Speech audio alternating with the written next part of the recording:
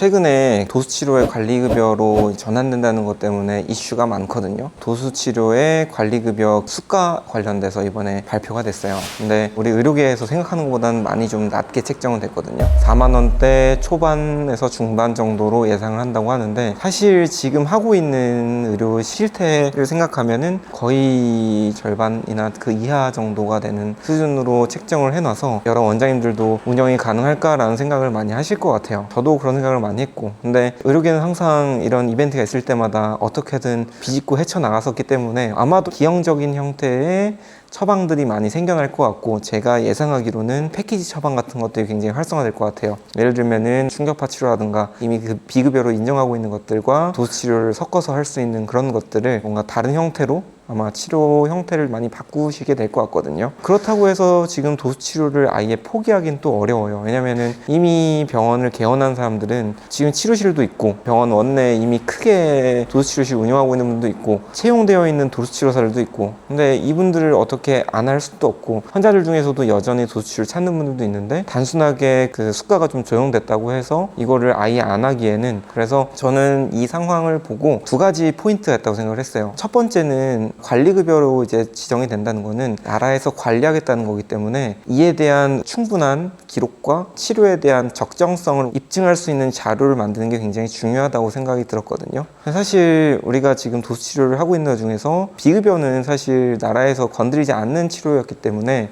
따로 치료 기록이라든지 안쪽에서 어떤 치료를 시행했는지에 대해서는 내부적으로만 공유를 했지 구체적으로 데이터를 만들어서 보관하거나 그런 경우는 잘 없거든요. 근데 나라에서 관리를 하게 되는 시스템이 바뀌게 된다고 하면은 객관적인 데이터를 우리가 보존을 하고, 나라에서 언제든 우리에게 입증하라고 했을 때 제출할 수 있는 자료를 만들어 놔야 이런 도수치료를 처방을 할 수 있게 되는 거거든요. 그래서 첫 번째가 이제 기록이다. 그리고 두 번째는 이게 참 어렵긴 한데요, 그동안은 치료 스케줄이 빈칸이 많았다면 수가가 내려감에 따라서 환자들한테는 의료 접근성이 높아진 건 사실이거든요. 그러면 아무래도 치료를 받겠다고 하시는 분들이 더 늘어날 수 있어요. 이전까지는 가격 부담 때문에 치료를 좀 꺼렸던 분들이 퀄리티는 좀 떨어질 수는 있겠지만 어쨌든 치료를 조금 더 저렴한 가격에 할 수 있게 되다 보니 수요가 늘 거예요. 그러면은 이거를 꼭 나쁘게만 생각할 건 아니고, 우리가 기록을 잘 하고 치료에 대한 퀄리티만 어느 정도 유지를 할 수 있다고 하면은, 치료 스케줄이 50%만 돌아갔다고 하면은 이제는 가동률 자체를 높여서 80%, 90%로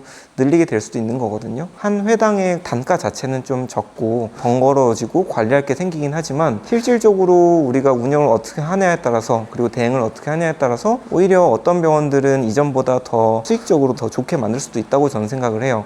아직 물론 도수치료에 대한 구체적인 정책안이 확정된 건 아니기 때문에 여러 가지가 아직 미정인 것들이 있어요. 지금 현재 상황에서는 예를 들면 횟수 제한이라던가 어떤 과 전문의에게 이런 권한을 줄 것인가라든가 뭐 여러 가지 지금 결정이 안 된 것들이 있어서, 구체적인 건 이런 것들이 확정이 돼야지만 알 수 있긴 하지만, 우리는 이제는 대응의 영역이지 예측을 하고 뭔가를 우리가 할 수 있는 시기는 아니기 때문에, 나라에서 지금 어느 정도의 가이드라인을 주고 있을 때 우리는 이거에 맞게 어떻게 파헤쳐 나갈지, 타개할지를 고민하면 좋을 것 같습니다.